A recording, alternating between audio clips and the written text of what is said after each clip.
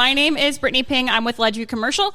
We are a full service brokerage. We recently acquired Porcupine Real Estate. So if you guys are familiar with Mark Warden, is still super active with the brokerage. But my husband and I have been doing that for, it'll be 10 years in October. I wasn't really thinking that like, hey, we're going to lecture at you. I really want to do like kind of an involved Q&A. What are you looking for? What questions do you have about starting a business in New Hampshire or bringing a business to New Hampshire? So we have a little bit of a diverse panel here. I thought it would be kind of cool. So we have more, kind of 1099 contracting. We have employees in the property management brokerage, and we have contractors in the 1099, the buy-sell. And then my background, I also have founded a few nonprofits or been on founding boards for that. And so it's a good lead to, we'll let these awesome people introduce themselves a little bit about what they've brought to New Hampshire and what kind of made them pursue those choices.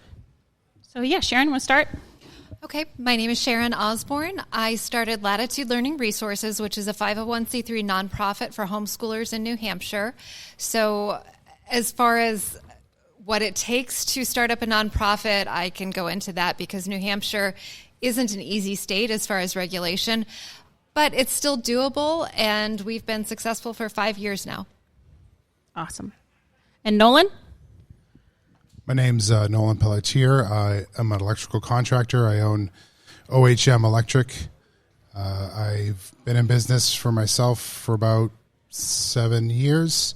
Lucky if you're a contractor coming to New Hampshire, there was a bill passed last year. I think it was, I don't know what it is off the top of my head, but basically loosens occupational licenses coming into the state of New Hampshire.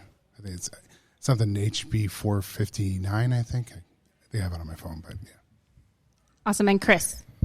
Yeah, my name's Chris. I'm I guess you could say, cryptocurrency developer here in New Hampshire. I've worked on a variety of projects around the cryptocurrency space, including startups, and currently working on a startup right now that I'm sort of founding, I guess, by myself, that I guess we could say is kind of based here out of New Hampshire. So, awesome. So, Nolan, you said you worked for yourself for 7 years. Did you bring the business to New Hampshire, or did you found it here? Oh, I started in New Hampshire, but I'm a second-generation electrician, and I was doing electrical before I went out on my own. Okay. And before that, did you have to get recertified here in the state because we didn't have reciprocity? No, the state I was from actually was in there, New Hampshire, but reciprocity, so there wasn't an issue for me, but I know there has been from other states into New Hampshire, and that legislation should help with that. Okay. And then you guys have, starting a 501c3, starting a nonprofit in New Hampshire is tricky, but what was your experience in starting an LLC in New Hampshire for Nolan and then Chris? Or Chris and then Nolan, either one want to speak about what it was like to start and that operating from the state side? Start an LLC in New Hampshire? Yeah. It was very easy for me. Yeah. Chris, did you have the same experience? No, I mean, I have not filed any kind of paperwork or anything with the government. So I don't know. I mean, I don't know if I'm kind of at that stage yet, or it's the cryptocurrency industry is also kind of weird too, in that like we're dealing with the SEC is like really it kind of gone rogue, and so trying to sort of navigate those waters. If this were, I don't know, 4 years ago, maybe 3 years ago, like I probably could have started like just a regular company and raised a lot of money from venture capitalists at this point. But that's like really frowned upon nowadays. So it's a little bit, I don't know, difficult to try and come up with like alternative models for doing it. I'm kind of lucky enough that I don't like, I've done well enough in Bitcoin myself that I don't really need like huge influx of VC money myself in order to make this project work. So I haven't really had to navigate like the state government. I have got one like nastygram from the state though in the mail, where they told me like, hey, we think you owe some business taxes that you haven't declared. And I'm like, I've been unemployed for like 3 years now. I don't know what you're talking about. But that's, as far as my interactions with the state goes, that's about it. Yeah. So I really kind of the idea I thought would be to kind of engage the audience and not necessarily us tell you, how to do it. We know we have New Hampshire entrepreneurs in the crowd, or, people who are thinking about moving and maybe creating their own income stream or their own job here in New Hampshire. So was kind of hoping if we had questions, or, we wanted to start conversations kind of moving throughout, or if we had talking points based on questions asked, we just go from there. So does anybody have any questions for the group? Generic or specific? No? Yeah.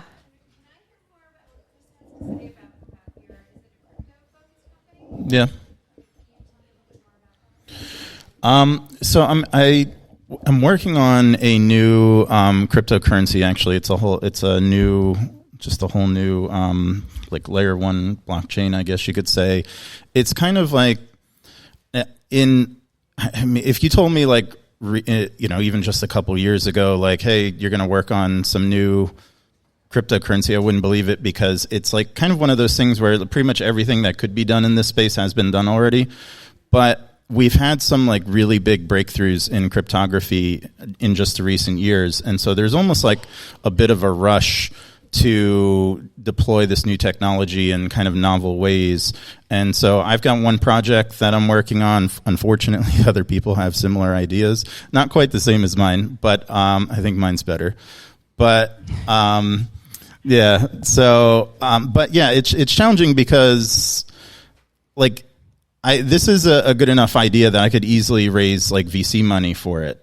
But in this environment where, I don't know if you guys know Jeremy Kauffman and Library, like they shut him down and, bankrupted them. And, Jeremy's a good friend of mine, so we've had a lot of conversations about that. So it's, it's kind of a question of like, what is the right approach at this point to take? And it's kind of like walking a little bit of a fine line, and I kind of don't know. So I think one of the benefits of living here is you can talk to people like Jeremy and leverage some of those, interactions with people, and make some connections.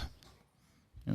I think that's the beauty of Liberty Forum too. Like the last time we held the conference in this hotel, like we bought Bitcoin from the Lamasu ATM at $40 a Bitcoin. Mm-hmm. Like I remember that. Yeah, it's crazy. I couldn't afford a ticket, but my husband was so excited because he was like, "We can buy another Bitcoin." I was like, "Sure, you're crazy, internet money." And now look. Other questions on the crypto space, creating crypto in New Hampshire, the trades in New Hampshire, jobs in New Hampshire. One of the reasons I wanted to talk about entrepreneurship in New Hampshire, my background's HR. And we've done jobs panels and things like that at Liberty Forum, and I wanted to kind of take a spin on that because you can go find a job in New Hampshire. Like everywhere is hiring. I can talk to you about how to find your salaries, how to find your major players in your industries, things like that.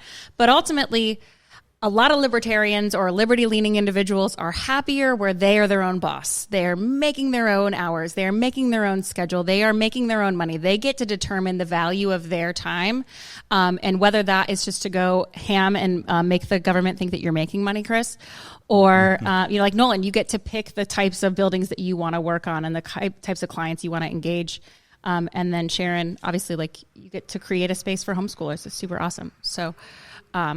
That's one of the things I'm excited about. Do we have any entrepreneurs, whether New Hampshire or not New Hampshire based in the audience? Yeah, nice. Awesome. Who is not in New Hampshire? Okay. What do you think the limitations are to moving your business to New Hampshire? Honestly, yeah. Huh. That's a good one. Come visit. Come visit. The wife problem is actually a really common one. My husband, we have a similar story. Like it was 2010. We had just gotten engaged. And I was like, you signed up to move because of internet people. It was the Yahoo chats. And I was like, these are internet people. Like, can we at least go like visit and make sure they're like real? And we went to a Taproom Tuesday and I met Kurt and I met Emily Sandblade and, a number of people. And my husband, who's super introverted, literally walked away from our table to go introduce himself to other people. And I was like, well, this is weird. All right. Right. And having that comfort. But we visited, we did Concord, Keene, Manchester. We didn't get to the seacoast, but, we just kind of visited and went to meetups and met real life people. And there's lots of opportunity for that. And we were early movers in 2012. We were super broke and moved here with jobs that, to the last penny. We knew we wanted to have kids here. So we did it early. But now in 2024, I think you hear a lot of stories about families that have moved and making that move. But no, get your wife here. Is she here? She's coming up on Sunday. I brought her to Porkfest last year, so she has been here. Oh. Did she? Go ahead. So as far as coming here with a wife and kids, one of the things that really attracts people is having that instant community. And that's what we've been able to build with Latitude, for instance. A lot of new movers they've heard about our program, and if they settle in the Manchester area, they'll seek us out and get their kids involved. And then the parents get involved with other parents, and it's just a great stepping stone. So I can't recommend that anymore, especially if you're homeschoolers, just to find that community. And Latitude isn't the only community center in the state. There are several others as well. Yeah, I mean, the thing is, we're not at the if you will build it, they will come stage. It's built. It just is. I can't. Their people are there somewhere. Your wife's going to find her best friend. You just have to introduce her to a lot of women and men. It's going to be great. Have her come find me at Porkfest next year. Beergasm, Thursday, 2 p.m. Citizens for Sound Money Tent. Right? Oh, I have no clue. I'm not involved in that conversation yet. We're doing. All right, cool. There you go. All right, so you said the wife. All right. What are the other challenges we're looking at moving businesses to New Hampshire? What do you see as obstacles? I'm not going to have a solution for everyone. I didn't convince his wife to move already. I'm not that good. Like Noel had mentioned, moving a business to if you're already incorporating whatever state you're in, but if you were to create a business in New Hampshire, it's really just, it's a simple filing with the state.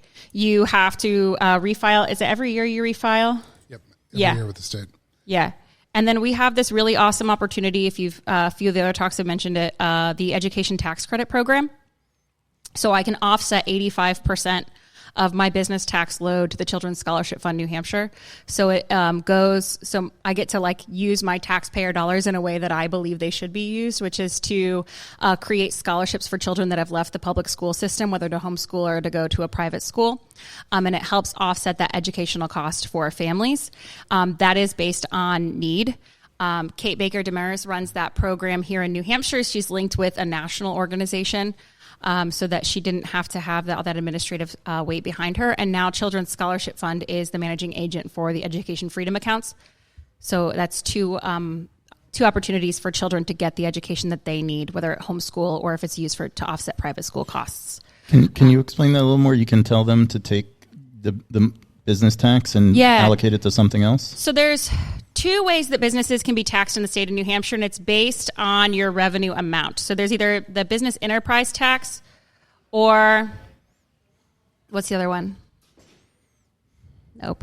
It's fine. We said it earlier. Business profits. Yeah. So it's just based and you assess your tax liability. You have to do it in the same year. So for the downside is that I have to guess basically how much taxes I'll owe at the end of 2024 around Q4, right when Q3 ends, beginning of Q4. And so we have a CPA. I'll say I think your tax load is going to be about $10,000 this year. Okay, I can write a check for $8,500 to the Children's Scholarship Fund New Hampshire, and I fill out a form, the education tax credit form. I file that with the state with the proof of my check sent to Children's Scholarship Fund New Hampshire, and then I only owe the state of New Hampshire. I'm only paying them taxes of that difference. So when my actual tax bill comes back to me, I only pay them the difference between what I guessed and what I had already donated to the Children's Scholarship Fund New Hampshire. So it's a way for businesses in New Hampshire to also support their values instead of just supporting the war machine. What would that money have been earmarked for if you didn't put it towards children? A general fund? I think it would. I have no clue in the budget. Do we have a state rep in the House? No state reps in the House. They would be able to tell me. If one walks by, we'll yell at them. But yeah, it just goes to the state to spend as they see fit. We know where we can direct those funds to something that we believe in, which is, advancing children's educational opportunities.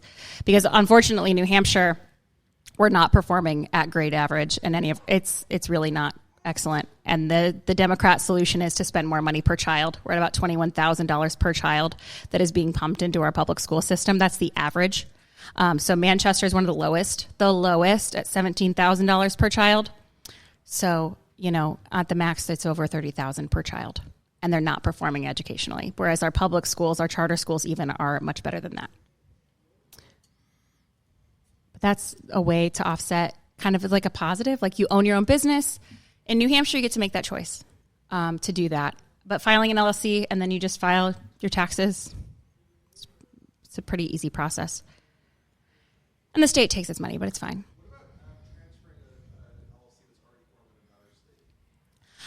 The Secretary of State is actually really business friendly, so that's another reason. The Secretary of State handles all of that, and so it's all online.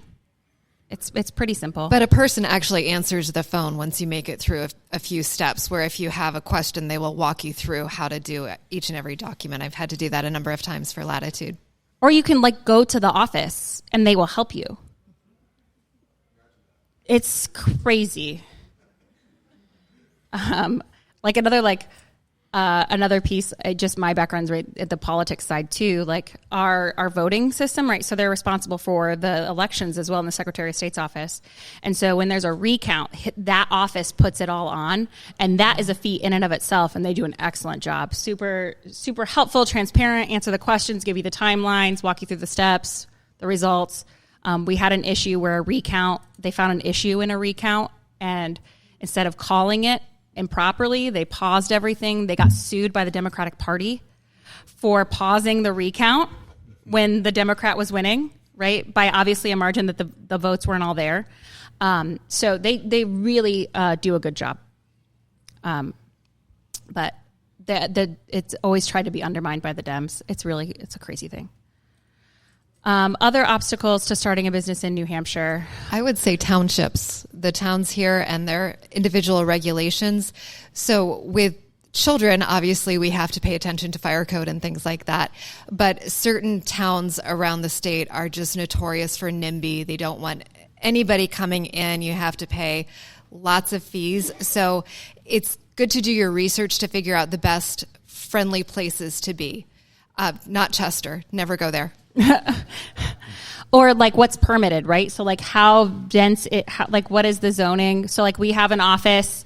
We rent to the Goldbacks. They have an office in Manchester, and where they wanted to put the office was not zoned properly, and so they had to go in front of the zoning board. And it was literally this space has sat vacant for 10 years, and the owner has a tenant now lined up, and you're going to stop it. Because the parking in that zone, that's a residential, and it's supposed to benefit the neighborhood. And it was is it benefiting the neighborhood for a commercial space to be vacant for 10 years? It doesn't benefit a neighborhood. So yeah, it's a thing to think about. If you are building a physical space out, if you're bringing an industrial, do you have a physical space that you do for industrial, or are you out of home? I actually had to file a variance in my town to run it out of my home. So, how was that process? A headache. But eventually it wasn't any different. It was just showing up. Yeah. I had to show up a few meetings, file a couple papers, and tell them why you need to do it. Not that I feel like you need to get permission, but it was just easier in this case, and them coming back, the town coming back and tell you can't do it. I couldn't register my vehicle to my to my business if I didn't have a physical address. Mm-hmm. So I needed to go through that if I was doing it anyways, if I wanted to be legal in the eyes of the state, for whatever that's worth. Is anybody in the trades thinking about starting their own? Yeah.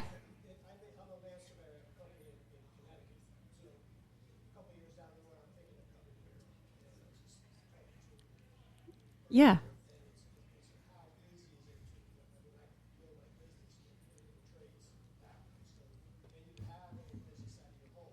Yes.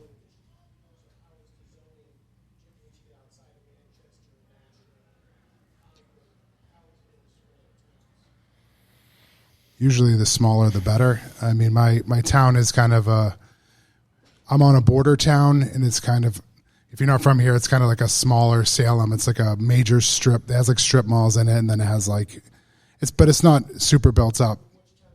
I'm in Plastow, New Hampshire, which is the bottom, like it's what they call, I guess it would be the seacoast area, but it's the bottom, east, it would be east and south. Yeah, Mass border. I wouldn't say it's fairly commercial. We just have a major, it's just the one strip. The main, what is 125 is like the main way, and that's what's built up. But as soon as you take a right or a left off of it, it gets pretty rural quickly.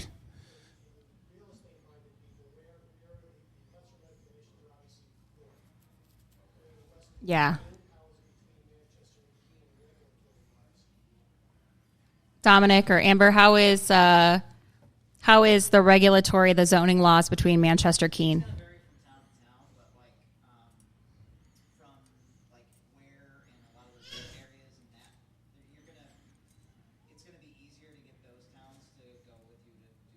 Yeah, Ware is pretty friendly. Individual towns. So we're local control. So the state recently created a board that you can appeal local zoning decisions to the state board if you feel like there's only 5 things that they can not allow you to change zoning on. Right, and so it's the use of the neighborhood. It's is it detrimental? Well, I don't remember. I've had to go in front of a zoning board for a parking lot that was already there because they were like, "You don't have a variance." Well, it's been there for 40 years. So Manchester is trying to streamline some of the residential zoning issues just quickly, but the commercial is still a little messy.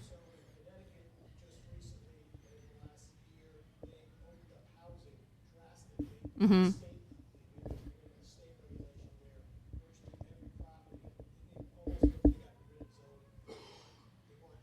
Mm-hmm.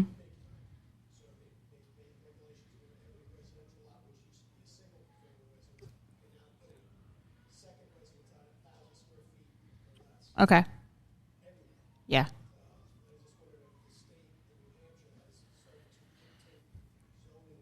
So the state has made it. So I know. Do you know this one too, Chris? No, I don't know it that well, I do. But I know they're kind of starting to try because it's getting really bad. Yeah. So the state made it so that if you had, it basically said if you have this, then you must require at least one of your zones must allow ADUs. Right? So they had to create at least an opportunity looking at their master plan for ADUs to exist. Manchester right now is trying to fast track ADUs as approved. So it's only approved in specific residential zones. And they're trying to fast track approval. So it's a universal property right that you can build an ADU up to 900 square feet with 1 additional parking space required. And then they're also trying to increase the private property rights where your multifamily, your residential units that are able to be built in residential zones are up to 4. So basically, we've seen it in Maine. Maine did it a lot crazier. We'll see what the fallout looks like in Maine with the universal zoning for private property. But Manchester is trying to allow building units up to 4 on residential properties, which still is a residential loan, things like that. And we'll see the impact there. And then I think they're going to vote on all 3 items separately, the ADU, the units up to 4, and then the parking restriction. So that's another issue because some of these multifamilies, like Kurt, yours 1/10 of an acre, right? Like it's tiny, and they want you to have 5 to 6 vehicle spaces they want you to have 5 spaces for a 3-family. And so really what they're trying to get it down to is 3 spaces for a 3-family, 4 spaces for, like 1 space per unit. Yeah.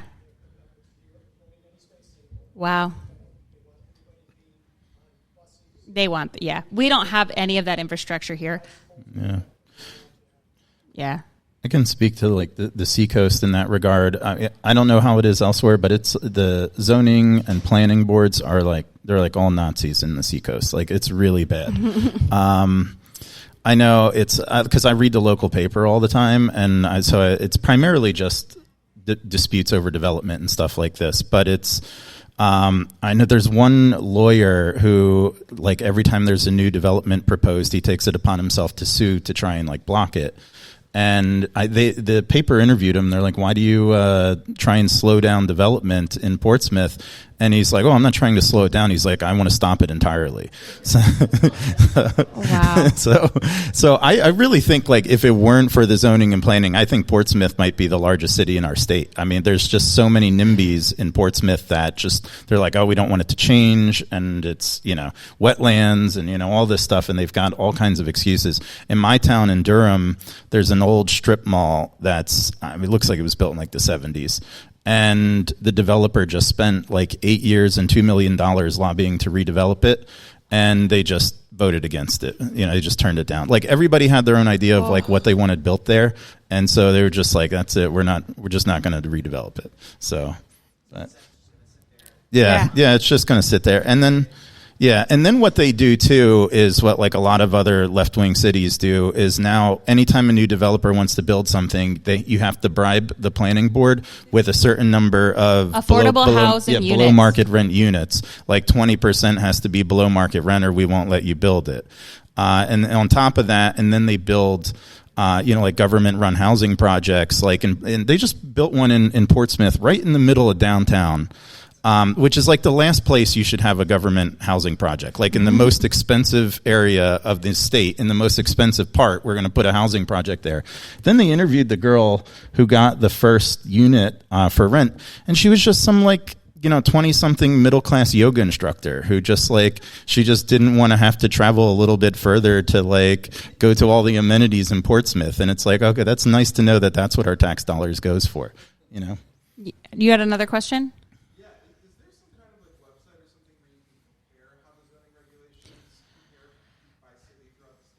So I don't know how much has been picked up since he left St. A's, but he created a zoning atlas with St. Anselm's, and they do, so that to my understanding is more focused on housing. So what was happening, and like he joked about it when they were presenting it, is that like sometimes the zoning was like literally like crayon, right? It was handwritten, protected by the town, and like it should be totally transparent. In Manchester you can download it and see, but it's zoning atlas through St. A's. They are doing an interactive zoning atlas. Connecticut did the first one. So Connecticut has an interactive zoning atlas, and that's what St. A's modeled the New Hampshire one on. And so they did get 100%, I think, of the towns and their zoning process, because we're in a house. We don't have enough housing for demand. Like, that's I was even talking to Eric, right? And I was like, where are you moving? When are you, like, where are you going to go? And he was like, hopefully Dover. Like, he's like, we need to be commutable for my wife's job in Maine. And I can't afford Portsmouth because you have to have a 7-figure budget and go from there. So housing is definitely a detractor. But the good news is if you bring your own business and you rent out a bedroom, right? Like we did that. We rented from our space. I don't know if you're doing that as well. You rent out the space from yourself. It's a nice way to minimize your profits. I would say that if you are running a business, especially out of your home, it is super important to stay on top of what the planning board and zoning board is doing, because if not, people don't, in the community, they look at, I don't know how your ballots are, but it says, recommended by planning board, and it says, 600, and then people are like, well, it must be good, and they'll fill it in. But they were trying to limit the amount of trucks that you could have in your driveway as a business in this past just several days ago, and they were we're trying to fight that one. Trucks are bad. Okay. Well, it doesn't. If you were a business, you could only have 2 pickup trucks, but if you were family, you could have 18 cars. It just made no sense. And there were restrictions on trailers. It's usually what happens is somebody complains to the planning board about their neighbor, and then they put this thing through. It's not necessarily the will of the town, so that's why you have to kind of pay attention. And we stopped prime wetlands. We already have wetland restrictions in town, but they're trying to put this new restriction on these. If it's 2 acres or more, it basically the state actually has no limit on I think it's called prime wetlands. There's no limit from the state. There's no foot designation. So these towns are taking it upon themselves to set these really large setbacks where there's already setbacks in place, and it's just going to make it harder to build. And if you have any issues coming up, a lot of us are on, if you're in Manchester, you have sewer, but a lot of us in New Hampshire are on septic. So once you have an issue, and if you're near wetlands, it becomes this thing, and where you could have your existing system was much cheaper. Now you have to do some crazy thing to meet state requirements, and you have to jump through hoops. So pay attention to zoning and planning. It's very important.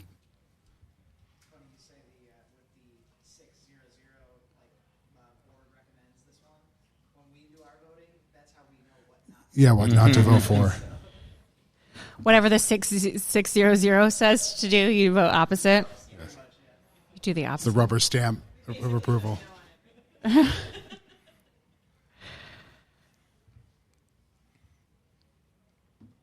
No questions. What do you? Do you want to know how a 3-way switch works, or? Michael.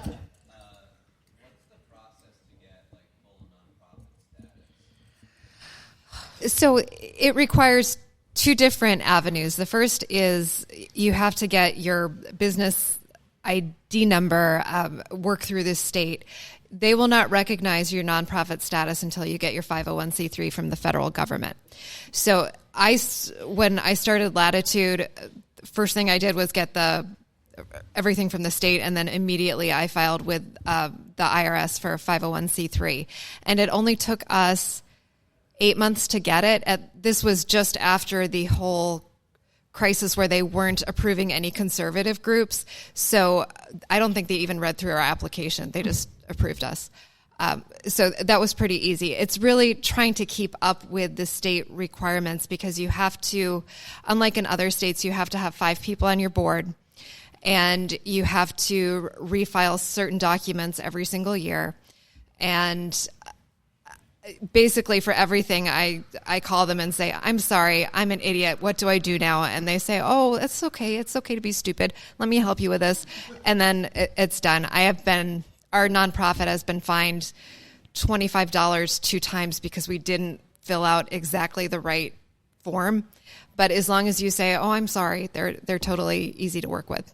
Yeah. So I was more involved with the sober home that we just got. So that we've incorporated on June 30th.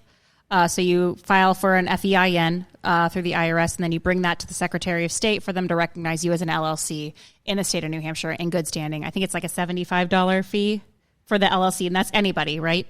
And then you have to file. Marion's not in here anymore. She did this. You file as a charitable trust. So that is how you tell them, at least is what we did. So we paid it. He donated it back to us. He was really good. We did $2,500 for an attorney for a retainer. He wrote our nonprofit bylaws. We of course changed and edited. So that way when you submit that to the state as a charitable trust, I think that one was free, but you have to file as a nonprofit charitable trust, even though we aren't a trust, which is confusing because those are 2 totally different taxable things. And then we filed everything with the IRS. We were going to bring in over $50,000 per year because of the type of 501c3 we were running. And so they rejected our application, and then we resubmitted, and they rejected our application, and then we resubmitted because we couldn't do the easy. Did you have a similar thing because of the... Oh, so we tried the easy. We tried to see if we could just fast track our way through, and the IRS was like, no. And we were like, are you sure? And they were like, no.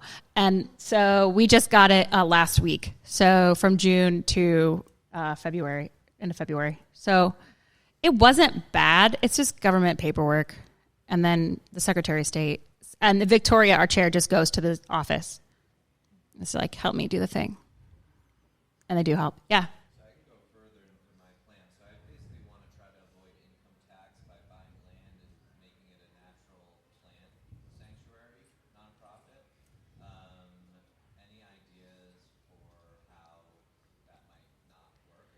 do you plan on residing on it, or you could always purchase something that's already in current use, which lowers your tax load as well, right? Because your land it's 10 acres for current use. Yeah. 10 and up in current use, and a lot of New Hampshire land is in current use. And especially if you pick something that is hard to access, so the price might be a little bit better as well. Hard to access land that's in current use might be something of interest to you, because it's going to be a lower price point. And Lee is our arborist. Yeah. Yeah. If you want to change it, yes, you basically pay all the fees. It's like a percentage of the value that you're creating, right? All at once. Yeah. One-time fee, 10% of the assessed value to change it out of current use. And what's the percentage? Do you know it off the top of your head, Lee, of the percentage of land in New Hampshire in current use? Do you, Dominic? It's high. That's why we have a lot of the green and the natural environment. I think it's totally doable. It's just the thing of, do you plan to use it outside of current use? And then, and Nolan can probably speak to, running your life out of an LLC. That also helps lower. Do you run your life out of your LLC? Talk a little bit about what that looks like. I put anything and everything I can through it. Yeah. So your trucks are registered to your LLC. Yes. Your tools, all purchased by your LLC? All my new tools. I brought some with me. It's the hard part about being self-employed, and I hit that this year, is your adjusted gross income has to be below a certain threshold, and it doesn't matter how many dollars you are off, you get double taxed, right? So like I got to pay my taxes one time, and then they decided I made too much money. It doesn't matter that I sold my house, and that's the reason why I made all that money. They were like, now you get to be double taxed. So that's the pitfall. That's the benefit of like running your life through your LLC, is you can help avoid some of that. Your expenses all lower your adjusted gross. Michael, you had another question? Yeah, I just want to, if you're holding like a real estate investment and you're a landlord, at what point should you go from, like, say you're doing a conventional mortgage, so you can't necessarily purchase it and have the LLC hold the title? Yeah, you can. So how do you transfer the title without? So you don't transfer title, you transfer deed. So it's a quit claim deed. So your mortgage company is who owns that. If you own your building outright, you can transfer your title into it. But like, I don't own anything. My deeds are not in my name. They're in the name of a trust. So if I were to pass away, that's how I have it set up. Or if you wanted your company to have the deed or something like that. At what point does it actually are you at an advantage to use an entity rather than just expensing everything as a normal write-off against like a W-2 account? You want to talk to a tax accountant too, but the benefit of an LLC is to prevent personal liability, right? So somebody cannot sue you directly. They would sue the entity, right? You don't accept any personal liability. That's why you have an LLC with the appropriate insurance or something like that. It is a personal protection protective layer between you and the business that you're doing. Insurance is dumb. Property management, errors and emissions insurance is insane. And if you plan on accepting crypto or alternative currency, we found an awesome E&O policy. It was like, great. It's literally going to cost us a third of the amount. And they said, we looked at your website and it said you accept Bitcoin. We're out. And it was like, it didn't matter. Like my husband's like, okay, but we use a third party. We use a KYC. Nope. They were done. They were done with the discussion. They did not want to touch it. So insurance is tricky, especially if you are, alternative currency friendly. At least in real estate, they're just not interested. A lot of them aren't interested in the risk. We have to go shop out. Our cyber policy is pretty expensive as well because of that. So that's my business. Whoa. It's really gross. Somebody start an insurance company and insure me. It's a lot of money. Yeah. So I just want like further clarification on Yeah. So why wouldn't the person suing you, if you're trying to protect yourself from liability, sue the owner who has the mortgage and the LLC, namely both on the lawsuit? So the deed is So if it's like a property, it's the deed. It's what is recorded with your county to the state of New Hampshire as the owner of that property is your deed, right? Your agreement with a bank is not the same as your ownership, who owns it according to the state.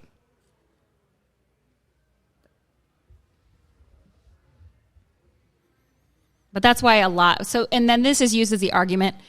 They're like, these out-of-state bad landlords, because it's an LLC. And it's like, you just don't understand.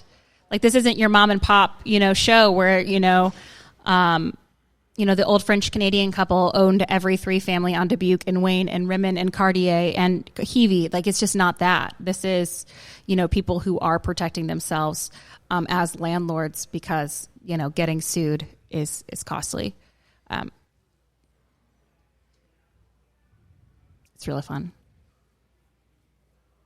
I also recommend you can become self-employed by house hacking. Absolutely. I think Independence Realty Group is doing something on that, like creative ways to move. 100% recommend that kind of self-employment. We house hacked for 7 years. Owner occupied a 3-family. We sold because I'm in a lot of student loan debt. Not in as much now. It's really great. Sold it to another free stater. Now he gets to do the same thing. So I absolutely recommend that kind of self-employment. Buy a house, rent it out. So when you say you sold, did you sell the entities? No. Correct. So my trust held the deed. So all of the paperwork in the sale I signed is TTEE, which is my designation in the trust. So Brittany Ping and Matthew Ping didn't sell. The Ping family revocable trust did. But I'm a trustee. Yeah.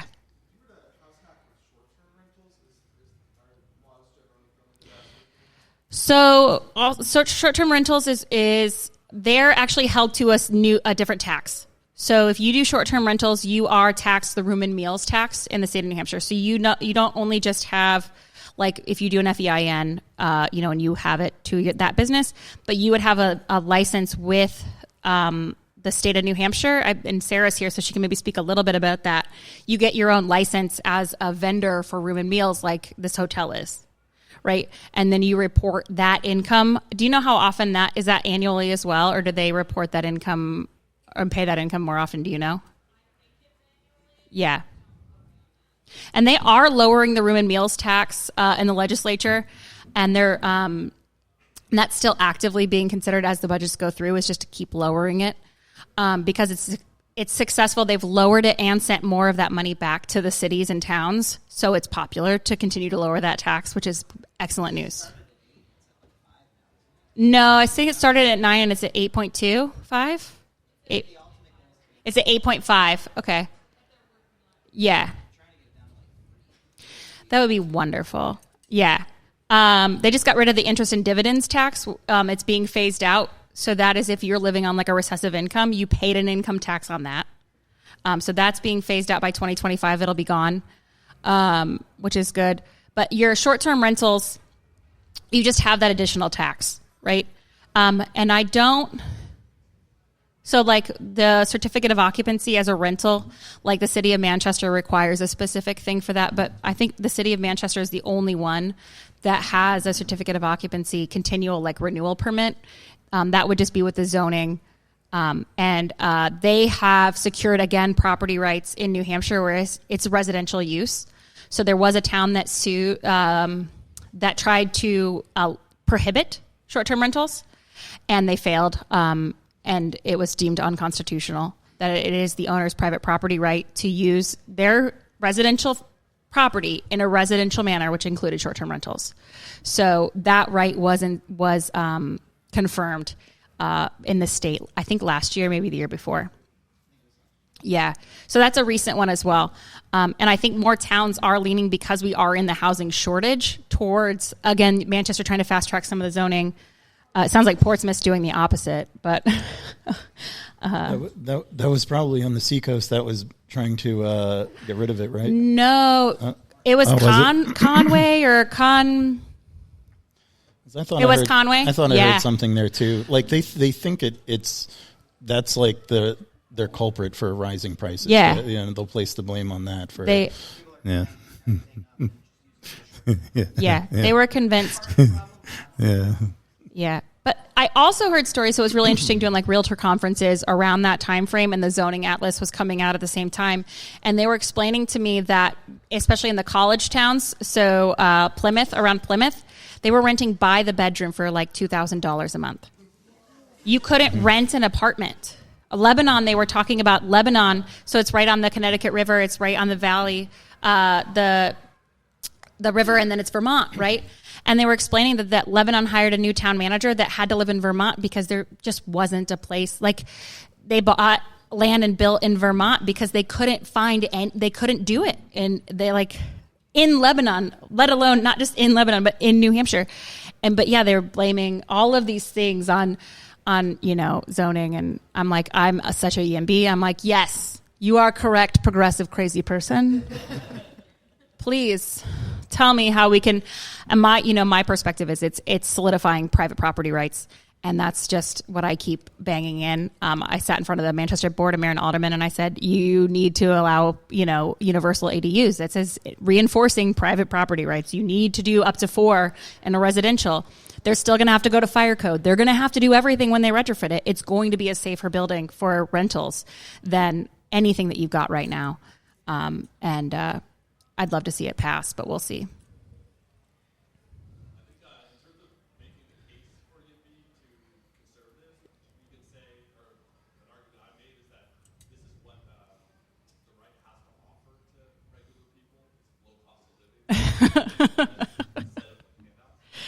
Yeah, more housing, right?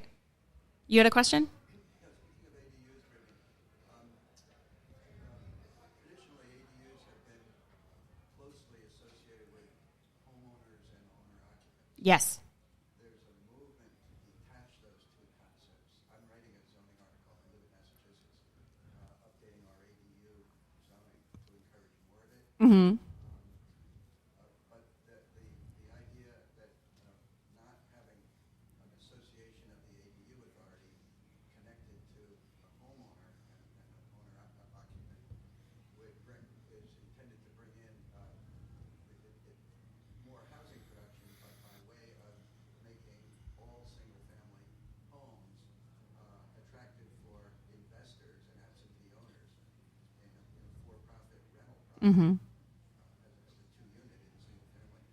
I'm just curious, in New Hampshire, has this movement reached here? And when you're talking about the state getting into this, is there any discussion of detaching the idea of owner occupancy from ADU authority? There's already so much pushback against ADUs that, so the city of Manchester authorized it, and we only had 28 in 7 years. 28 that came before the board. They were all approved. But that's nothing. We're 120,000 people in that city, right? We're 600,000. No, that's too big of a number. Anyway, I don't know what the number is. No, but I would be interested. Listen, I'm a minarchist, and I would absolutely accept why can't I do like current use where I pay 10% of the new assessed value to turn it into a duplex? Like, can I pay the government to exercise a new property right with me as the new owner? But no, right now they are attached to owner occupancy, single family residential. Yeah. The governor of Massachusetts has just introduced a huge housing bill with an ADU section in it, and it will override all kinds of local authorities on ADUs. And if it gets to the legislature, would mandate and override local authorities, including this idea of no longer requiring any owner occupancy. I think Maine already did something similar to this. So I remember last year at the conference, if you're the dude from Maine, and he was like, just wait until and he was like, I'm going to put up signs that say, and he was totally against it. Like, he was telling me everything. I hope he's here again this year. And so I do want to hear how Maine did, but I could ask Eric maybe a little bit, but they did a really overarching and basically said any residence can go to 4 families. Without going through any approval. So I haven't heard of a huge housing boom and everyone acting on it in Maine, but you're not going to see that kind of overarching from local control in the state of New Hampshire because there's just not an appetite for it.